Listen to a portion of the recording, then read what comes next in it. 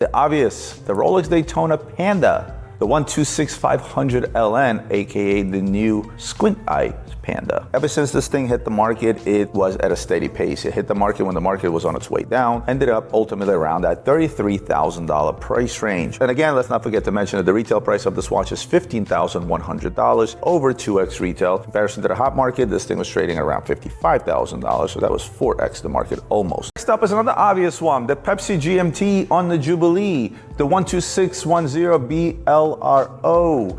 Actually, what this was surprising, there was a little bit of turbulence. And when I say turbulence, there was rumors about the watch getting discontinued, right? So the prices kind of jumped up all the way up to $28,000.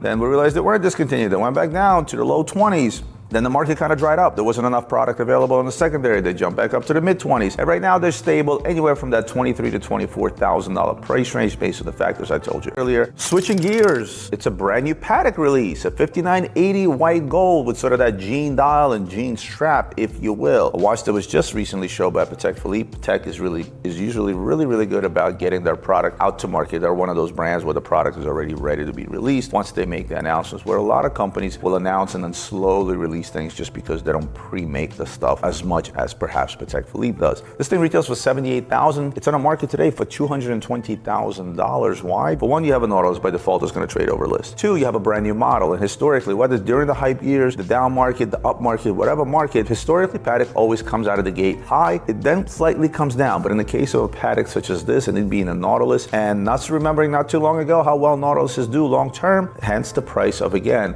more than 2x its retail. I've had this watch, I've seen this watch in person. It is an amazing looking watch. I absolutely love what Patek did with this new release. And of course, a watch we just received, which I was most excited about, the Audemars Piguet Royal Oak Perpetual, quote unquote, the John Mayer, right? This collaboration between John Mayer and Audemars Piguet, now one of the most iconic singers out there. You also have one of the most, in my mind, top 5 watch collectors in the genre of celebrities, I should say. You know, I put John Mayer right up there with Mark Wahlberg. I put him right up there with Ed Sheeran. Having handled this watch in person, actually having a look at that dial, which is extremely hard to put forth in pictures and even videos, very much in line with what AP does. They push the envelope in terms of design. Mark my word, there will be other brands that will follow suit to have these type of crystal dials. Now, retail price on a watch is $180,000 and it's trading again, surprise, at $400,000, which is what? Slightly over 2x over list. Not a big surprise on this watch. These watches are impossible to come by. Trust me, I try my hardest to get my hands on one, and not easy. I don't know the next time I'm gonna get a hold of another one.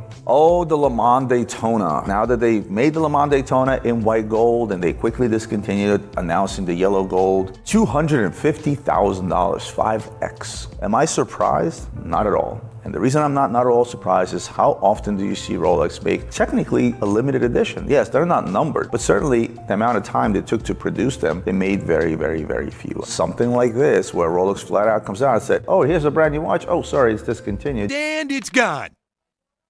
What? It's gone. It's all gone. And you know that's going to be an uber collectible. And I know those that have the white gold Daytona Le Mans today will not part for any amount of money. In fact, instead, what they're doing is they're looking for the yellow gold, which is going to suffer the same fate as the white gold, coming out around that $250,000 price range. So there's your outlier. But if you thought that was an outlier,